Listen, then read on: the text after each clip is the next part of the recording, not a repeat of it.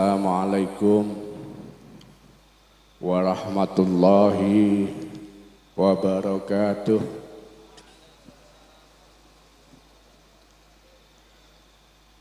Assalamualaikum warahmatullahi wabarakatuh.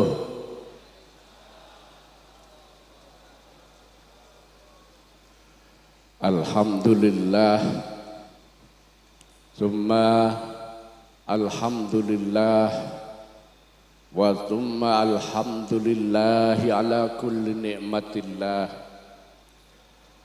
Ashhadu an la ilaha illallah wa ashhadu anna Muhammadar Rasulullah. Allahumma salli ala Sayyidina Muhammad wa ala alihi wa ashabihi ajma'in, amma ba'd. Hadratul kiram ingkang mulia, para habaib, para kiai, para asatid, para santri, para muhibbinnya Romo, Mbah Yai Hambali, wabil khusus keluarga besar, khususipun para duriyahipun Romo Mbah Yai Hambali,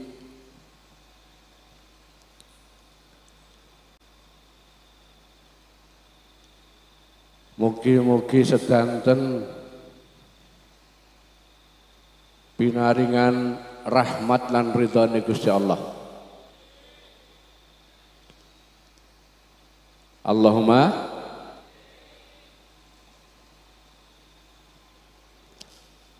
alhamdulillah, dalu menika kita dikempalaken kalian Gusti Allah kelawan perasaan yang bangga dan bahagia, karena ada nuansa-nuansa khidmat kepada guru kita, murabbi kita, penuntun kita,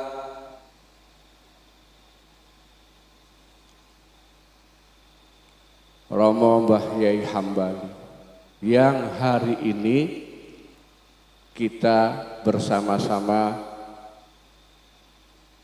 memperingati haul, bukan memperingati hari wafat beliau, bukan, tapi memperingati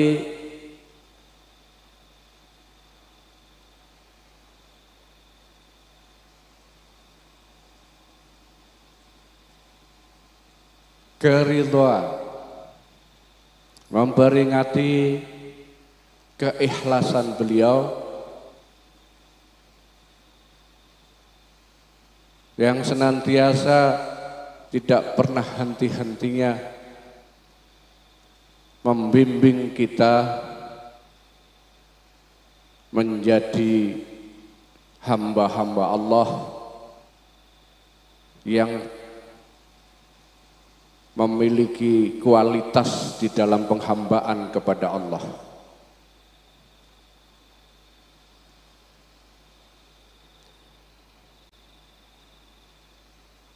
Idealnya hal itu bagi kita sebagai murid, sing paling pas, sing paling cocok niku muhasabah, introspeksi diri,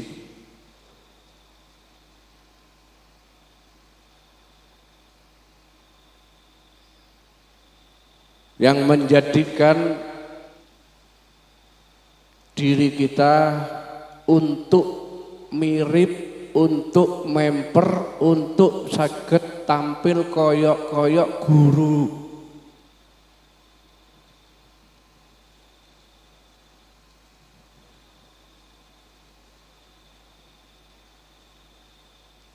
Kita muhasabah, kita introspeksi diri, kira-kira awake dhewe niki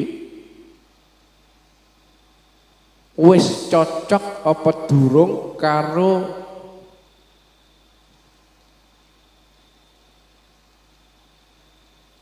pengajaranipun guru. Pun searah napa dereng kalih cita-cita guru.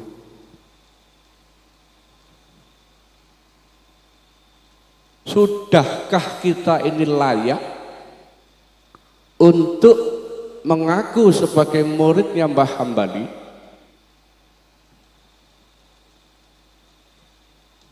Seberapakah kita pantas untuk disebut sebagai muridnya Mbah Hambali? Niki sing kudu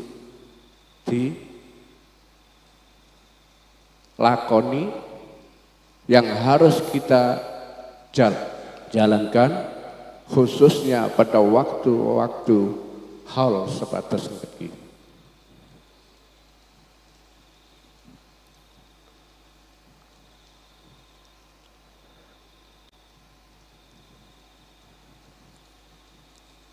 Wau pengaosan sampun saking Mbah Muslim.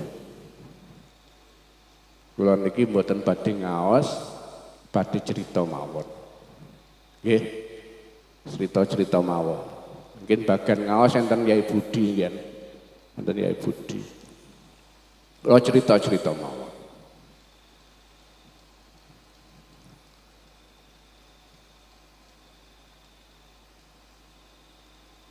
Dalam rangka saya ketika mengukur diri saya atau melihat diri saya di sekitar saya, yang kita lakukan sendiri, yang saya amati sendiri, pada saat saya mengaku sebagai muridnya Mbah Hambali, saya tidak menemukan bahwa saya ini masih atau belum memiliki satu kepantasan untuk menjadi muridnya Mbah Hambali.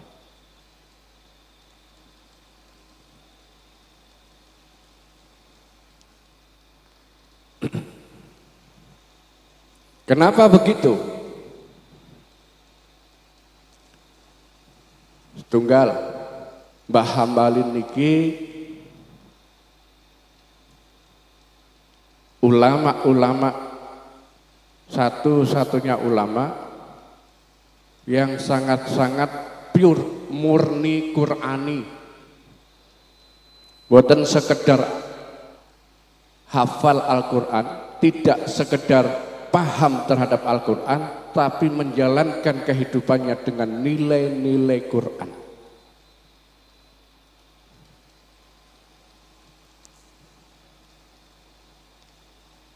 Jadi betul-betul Al-Quran ini sebagai panduan hidup bagi Mbah Hambali.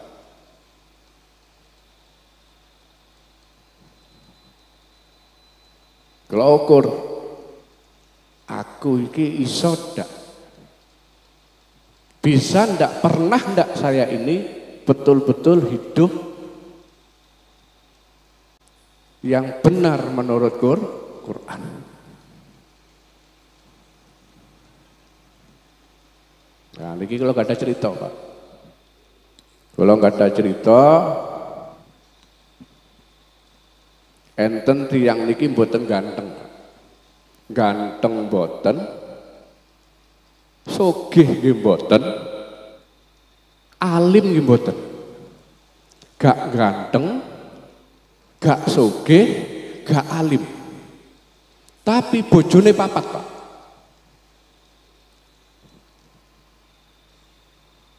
Bu, wong ganteng, wong alim, wong sogih, bojo loro ae angel. Niki wong gak ganteng, gak alim, gak sogih, bojone papat. Papat rukun kabeh. Rukun kabeh dan bojone niki mboten sekedar wedok.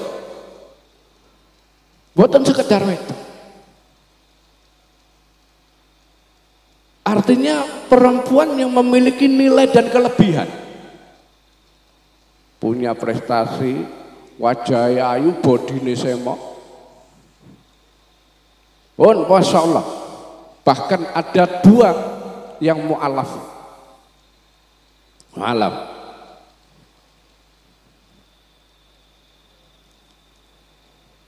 Niki wong lanang angel niki, Pak. Saat niki ibu-ibu kalau takoki nek ditekan wong lanang gak ganteng, gak sugih, gak pinter, kira-kira purun ngepek mantu mboten, Bu? Mboten purun nggih.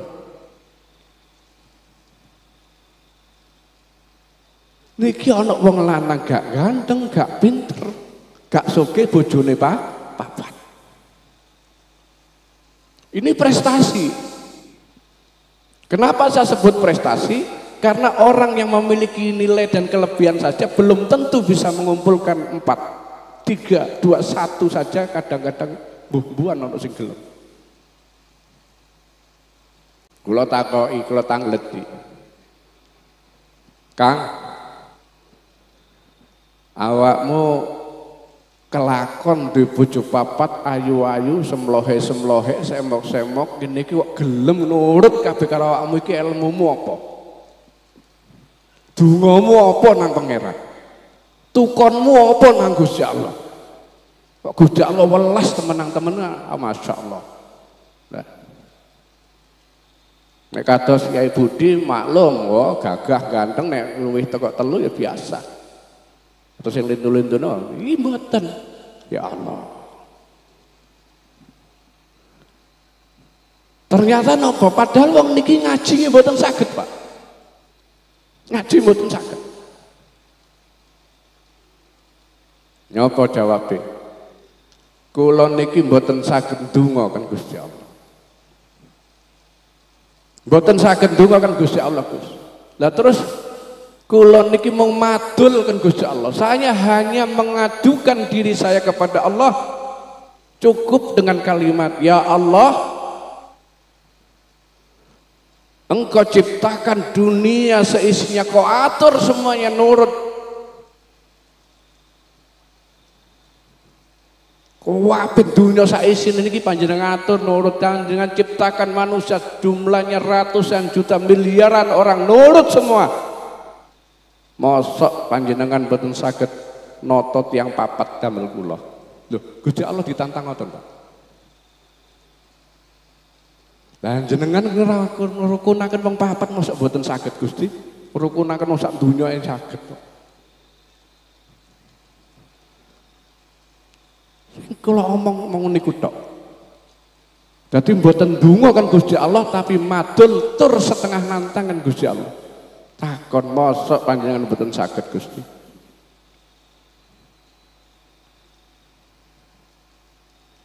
Masya Allah, ternyata itu yang dipakai, Pak. Nek omongan niki digambar omongan biasa kayak omongan wong lantur. Tapi ternyata niki memang benar dan ada di dalam Quran. Walaupun orang ini tidak pernah membaca Quran, tapi paham apa yang ada di dalam Al-Quran, Gusti Allah ditantang dijawab kebenaran itu dengan kebenarannya Allah. Ngapa niku? Ternyata di dalam Quran niku kata ayat-ayat yang Gusti Allah menunjukkan kekuasaannya. Ini ayat-ayat agung. Kalau ada di mana itu? Enten putih, Pak? Kan Al-Muluk wonten, kan Al-Hadid wonten, terus ayat kursi wonten, terus Ali Imran wonten, yang bunyinya lillahi mulkus samawati wal ard wa huwa ala kulli syai'in qadir.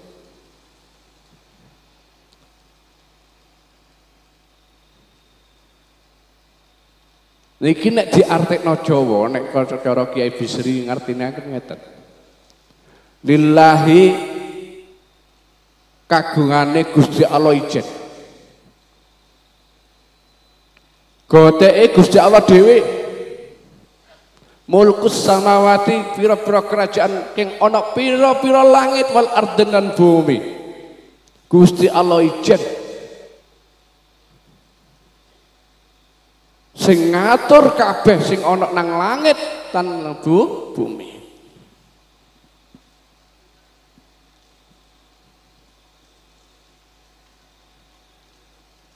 Wallahu ala kulli syai'in qadir, dan Gusti Allah ing atase sekabehane Gusti Allah iku pasti kuwasa alias mampu. Niki perkara sing bener. Perkara yang dilakukan oleh oleh sahabat, oleh teman saya tadi ini ternyata sesuai dengan ayat niki. Ternyata apapun yang dilakukan oleh manusia, apabila manusia ini sifatnya mengikuti Quran, maka orang ini akan diselamatkan oleh Allah, akan ditemukan oleh Allah pada kemuliaan, kejayaan, keberuntungan dunia akhirat. Ngoten Pak. Awake dhewe niki sakjane paham, ngerti, biasa maca Quran, tapi kurang napa? Kurang napa Pak? Mengamalkan Quran. Amalno Quran sing bilang.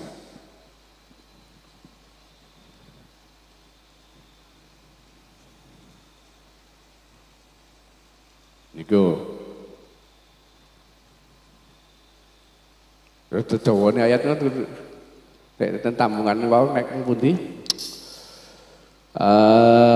Ali Imran 100 pinten? 100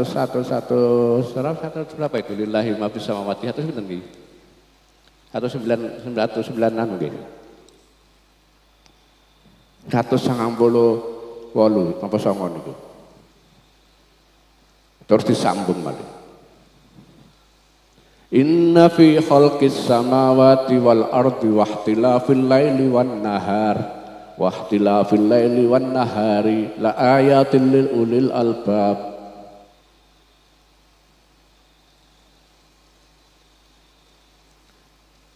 Sesungguhnya di dalam penciptaan langit, beberapa langit dan bumi, bergantinya siang dan malam, di situ ada pelajaran bagi orang-orang yang punya akal sehat.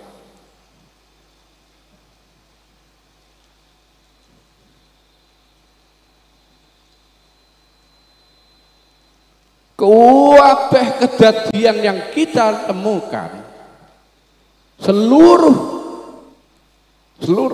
ya, yang kita pandang, seluruh yang kita alami, seluruh yang akan kita alami, ini semua sudah diatur kali Gusti Allah.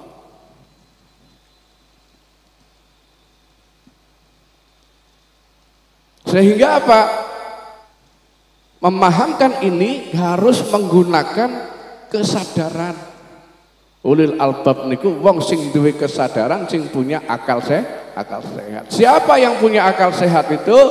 Alladzina yadhkurunallaha qa'iman wa qu'udan wa 'ala junubihim wa yatafakkaruna fi khalqis samawati wal ard.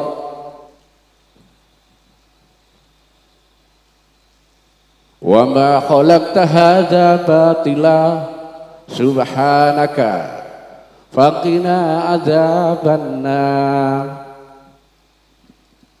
Terangaken napa mboten niki Bu?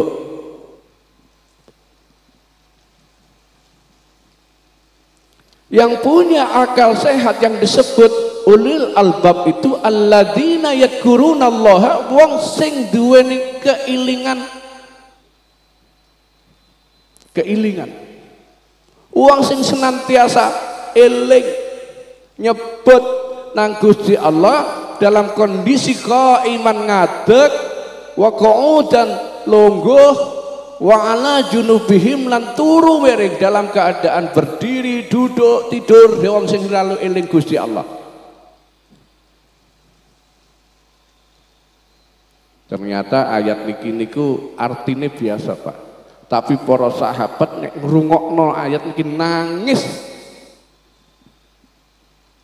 Nangis. Kenapa? Karena muhasabah, menghitung dirinya. Loh, berarti awak iki saklawase gorong duwe akal sehat. Berarti selama ini saya berjalan tidak dalam dan dengan akal sehat. Kenapa begitu? Karena saya belum masuk standarnya Gusti Allah yang senantiasa longgo ngadeg eling nyambut gawe nang kamar nang sawah eling Gusti Allah terus. Belum bisa. Nggih Pak. Paling-paling awake dhewe niki eling Gusti Allah waktu napa Pak? Bu, waktu susah. Nggih Bu. Waktu wayahe panen gak iso panen, wayahe anak sekolah gak iso bayar, nggih. Kerjaan gak ono, kebutuhan akeh. Ngene wis sing dieling Gusti Allah. Surat Waqiah diwaca entek-entekan. Yasin diwaca, pesarean dia dileboni. Nggih. Sebab nalika yang susah akeh wong eling Gusti Allah. Begitu seneng masyaallah. Yang ngeten niki nek para ilmune, para kiai, ilmune, para ulama sing alim, nggih, ngeten niki sanes termasuk wong sing gak ada akal sehat. Ngoten. Jadi ana apa ukurane awake dhewe ngoten niku. Nek kalau kita mau dikatakan berakal sehat, wong sing waras, wong sing normal, sudahkah kita memperlakukan diri kita menjadi makhluk yang senantiasa eling nang Gusti Allah, turu eling, longgo eling, ngadeg eling.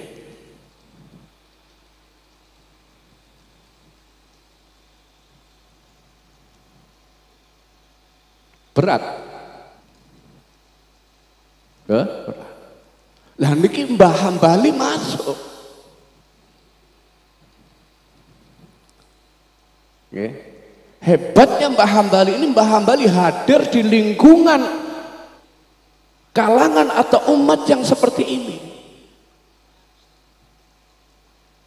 Kata makhluk sing boten kata, menungso kata, konco kata, dulur sing boten waras niki Mbah Hambali hadir di sini untuk mengajak, untuk menciptakan orang yang menjadi orang yang stabil elingken Gusti Allah.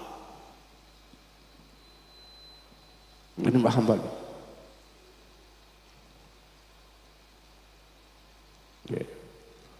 Wong susah dikongkon wiritan, wong seneng dikongkon wiritan.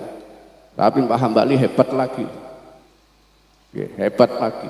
Makanya menyebut bangunannya Mbah Hambali masjid niki monumen Mataul Hurur.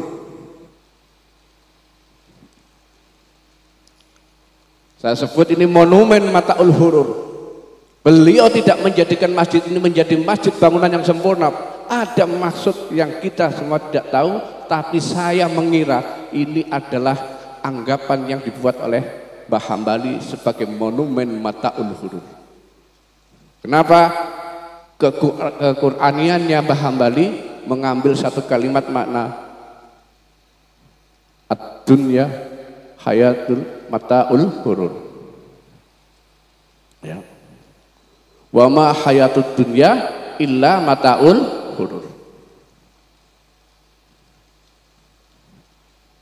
Ini saya sebut begitu. Kenapa saya katakan demikian? Karena Mbah Hamid menangkap ini, mengajak kita untuk tidak terlalu menyenangi dunia. Jadi Mbah Hambali niki bangsa dilem wong mboten seneng, Pak. Gak ada sesuatu yang kemudian menjadikan orang menjadi bangga dengan apa yang dimiliki Mbah Hambali. Mbah Hambali mboten seneng. Penten wong teko omah ado-ado, omahe sampai luar Jawa, kepingin megurukan Mbah Hambali. Ngoten niku buat diterima, Pak, ditolak. Balik, duduk aku gurumu. Nek carane ukurane wong sing mboten sing sadar, iki gurumu yang Hambali iki apa nek wong murid sekolah ado-ado ditolak.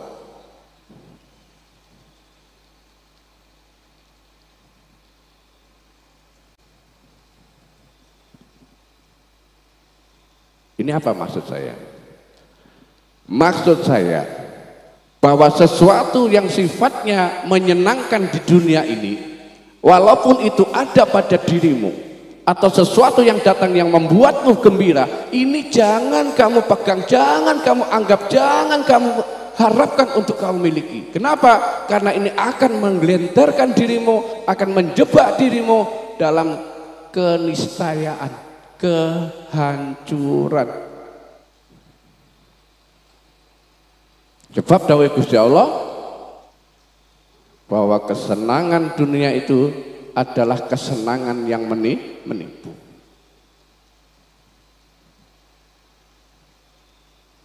Lu masjid ini megah loh ya. Belum ada bangunan semegah ini pada masanya. Tapi sama beliau tidak akan pernah diselesaikan. Berapa kali dibongkar. Karena beliau tidak ingin ada orang merasakan, ada orang sampai mengatakan, ada orang sampai menganggap Mbah Hambali hebat. Mbah Hambali mboten purun disebut.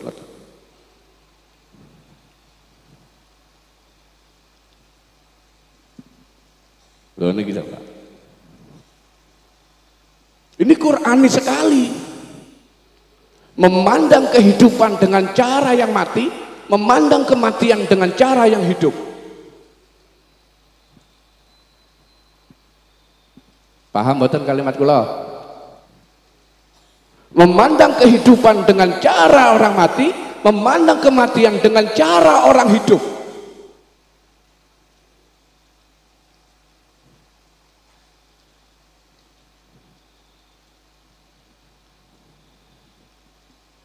Barang sing urip, Pak. Iku barang sing memungkinkan sesuatu itu tambah dan dikepingini tambah, mungkin tambah apik, mungkin tambah elek, yang mana ketika tambah niku akan membuat seseorang terjebak dalam konteks ketambahan dan keduniaan. Sebab yang digoleki tambah lali karo sing ngekeki.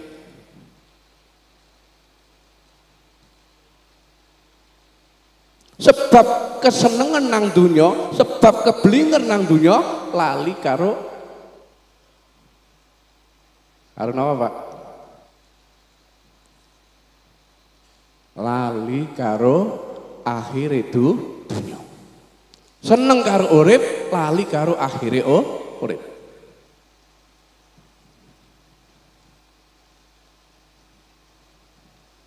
Niku. Dan ini Qur'ani sekali. Terus pandangan kita, kalau kita sedang standar mau enteng-entengan mawon. Sing pantes awake dhewe niki nek kepingin dianggap atau menganggap diri kita sebagai muridnya Mbah Hambali, maka kita harus belajar ngentengno dunya. Ngentengno dunya. Ojo dunya iki digawe abot lan gawe abot uripmu. Carane ngoten.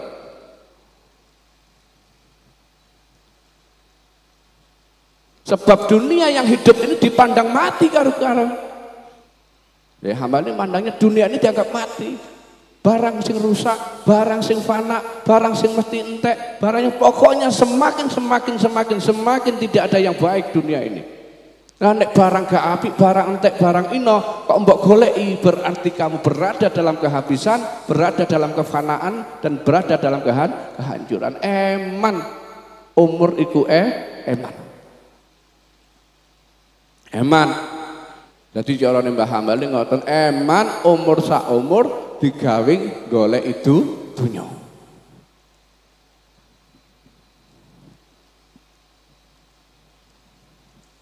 Qur'ani. Kenapa? Karena memang gawanane urip niku pun enten. Wong urip dicepakno karo Gusti Allah, seneng dicepakno, susah dicepakno. Alladzi khalaqal mauta wal hayata liyabluwakum ayyukum ahsanu amala. Gusti Allah nyiptakaken mati, nyiptakaken urip, tujuannya napa? Untuk menguji dirimu.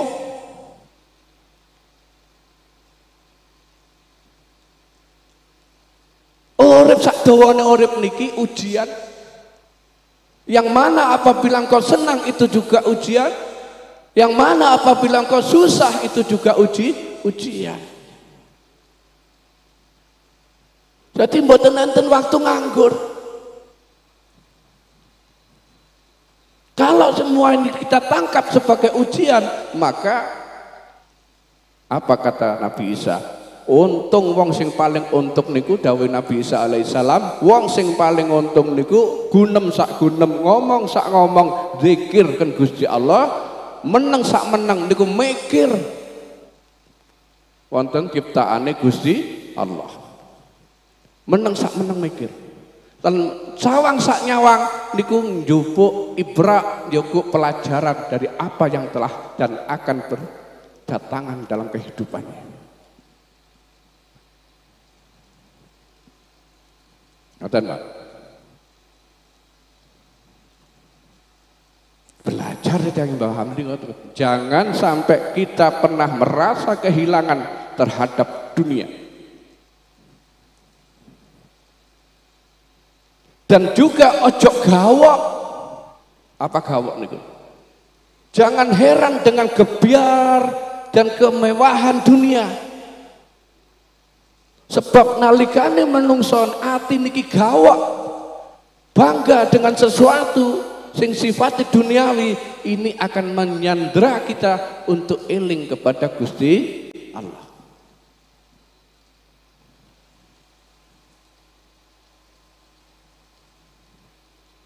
Nah, frame-nya istilahnya real yang dibuat, yang dipakai Kyai Hambali niki untuk mengajak muridnya niku dawa sak dawae umur, eling nang Gusti Allah terus.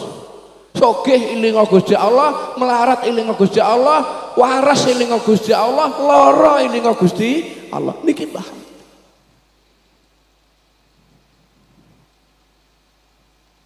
Nah, awake dhewe murid iku kudu menciptakan ini. Salah satunya agar kita senantiasa elingkan Gusti Allah niku nggih napa? Ojo akeh-akeh eling dunya apa maneh ngaboti dunya. Sebab sing diilingi sing diaboti bakal ilang, bakal rusak.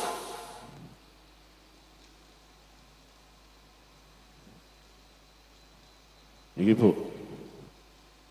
Kalau ngendikan Mbah Hambal ini menggebu-gebu, kenapa? Karena saya merasakan sekali.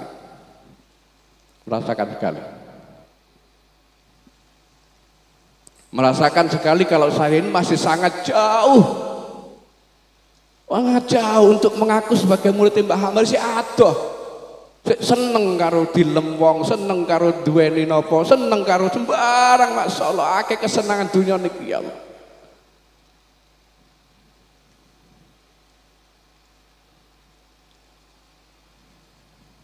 Niki luar biasa. Mungkin inti-intinya begitu setelah orang ini mempelajari apa yang didawuhkan Mbah Hambali dan juga mengamati, makanya Mbah Hambali niku kadang sering mengajak para muridnya ke makam kepesarean, apa yang disawat sawangan patokan. Orang yang meninggal yang dilihat nisannya patokan nih. Bukan patokan. Kenapa disebut patokan? Itu panduan.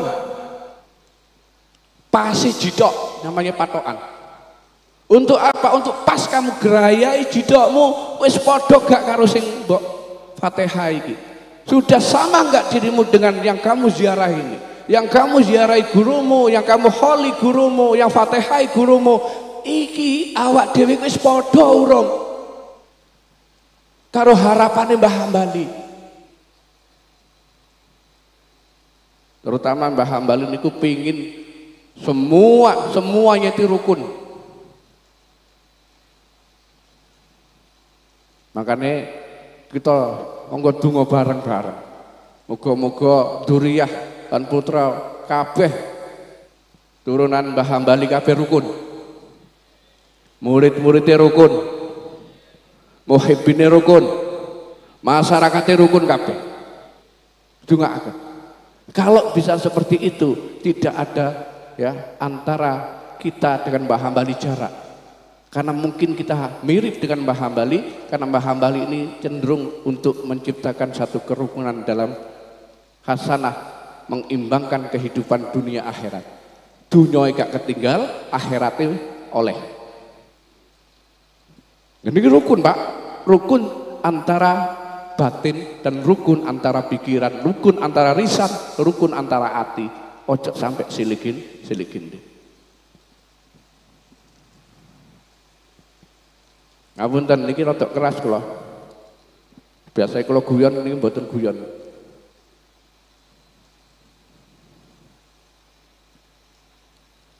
Sejauh mana diri kita ini sudah sesuai dengan tuntunan murabi kita Mbah Hambali. Monggo awake dhewe niki saling ngroyo citoke dhewe-dhewe. Awake dhewe iso rukun gak karo bala, iso rukun gak karo kanca, iso eling bendina karo Gusti Allah apa ora, iso ngendengno dunya apa ora. Nggih. Dan ini belajar ini kan kepesarian soal Mbah Hambali. Mbah Hambali memandang yang hidup ini menjadi, yang mati ini menjadi hidup. Orang yang sudah meninggal dipandang hidup, apa yang dipandang kebaikan-kebaikan saat hidup, maka Mbah Hambali datang ke makam ini bukan sekedar datang ziarah tapi silaturahim Pak. Silaturahim. Bahkan dalam bahasa yang lebih halus lagi kadang-kadang sowan. Mau wis sowan gurung nang pesarian iko. Wis sowan gurung nang mbah iko. Tidak disebut almarhum tapi disebut nama langsung.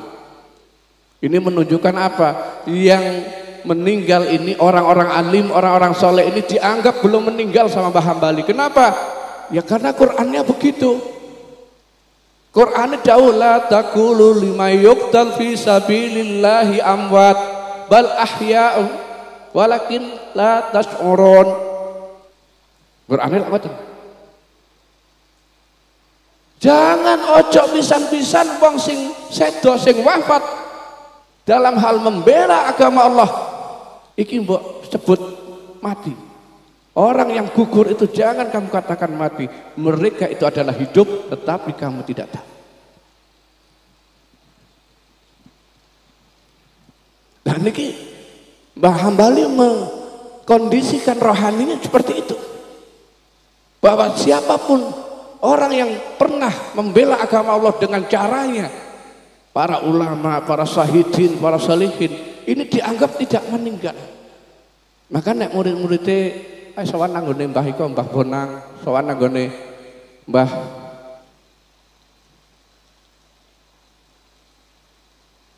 pundi mawon pun, Mbah Troloyo, Mbah Said Sulaiman, Mbah Sombu, sebut kabeh, disebut almarhumnya tidak ada. Ini menandakan apa? Mbah Hambali memandang orang yang meninggal, orang yang pernah berbuat saleh, ini tidak dipandang meninggal oleh Mbah Hambali, hidup. Karena dipandang hidup, kita yang hidup ini datang sowan, datang silaturahim, datang untuk bertanya, napa pun pantes Mbah kula kados panjenengan. Makanya di sawang patok pasih jitok digerayai pun pantes Mbah napa dereng kula sowan mriki.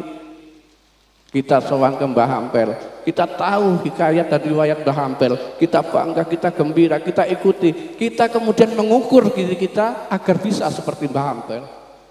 Kan ngoten. Kita sowan ke Mbah Sunan Giri, kita tahu riwayat, kita tahu hikayat, kita tahu perjuangan, kita ngukur wis pantes gak awake dhewe kaya Mbah Sunan Giri kan.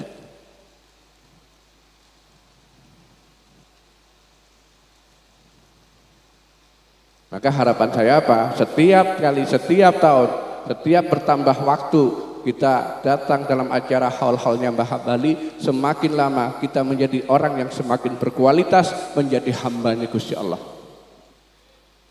Kalau Mbak, wah kembali itu gitu. Oke. Iki pun buat utawa-utawa mungkin Kyai Budi tasik enten ngapunten awi kula terlalu keras, terlalu kasar kula nyuwun agung pangapunten. Kula wonten cerita. Niki sanes kula sing ngomong. Mungkin cerita niki dereng enten sing nate pireng. Hanya 1-2 orang. Panjenengan semerap Gus Dur. Tahu Gus Dur, Pak? Semerap nggih? Semerap betul Gus Dur, Pak? Bu.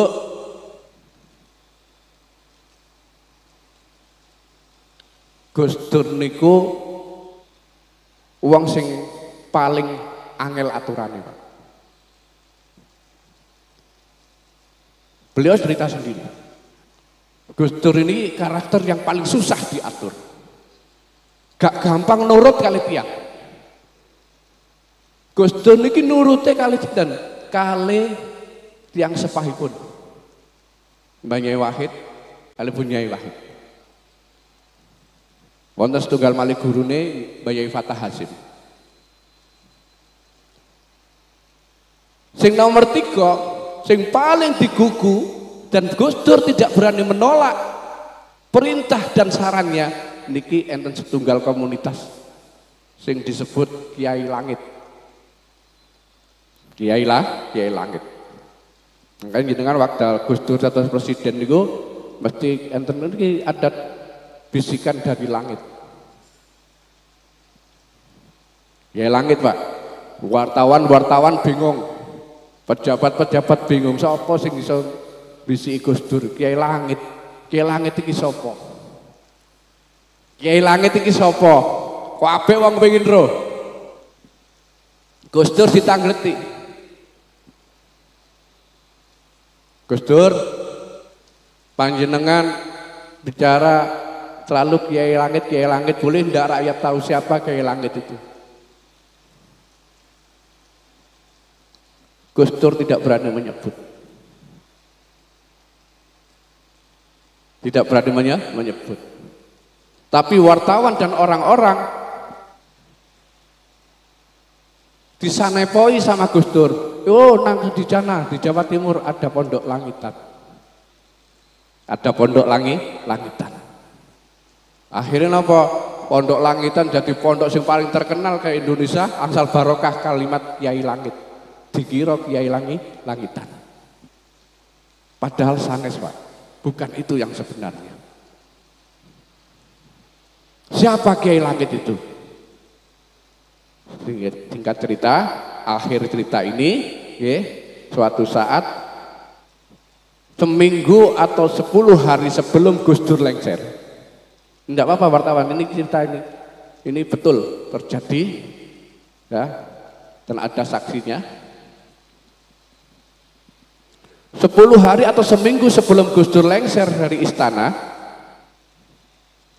Gus Dur ini asal telepon.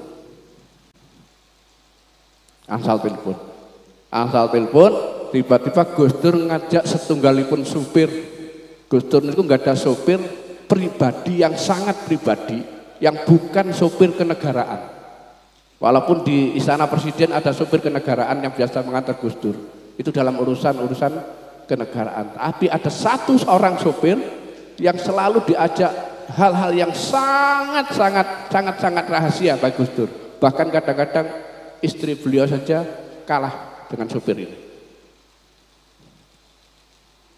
Ini cerita sopir ini kula. Jam 9 malam Gus Dur itu langsung ngajak keluar dari istana negara tanpa dikawal, berdua dengan sopir itu. Ini sebelum 10 hari saat dari lengser. Berangkat, ceritakan kula, langsung kami berangkat, Gus. Kami berangkat. Gus Dur itu tidak berucap satu kalimat apapun, terus berangkat sampai ke Cirebon. Di satu tempat di Cirebon berhentilah. Wes mana kini. Berhenti di situ.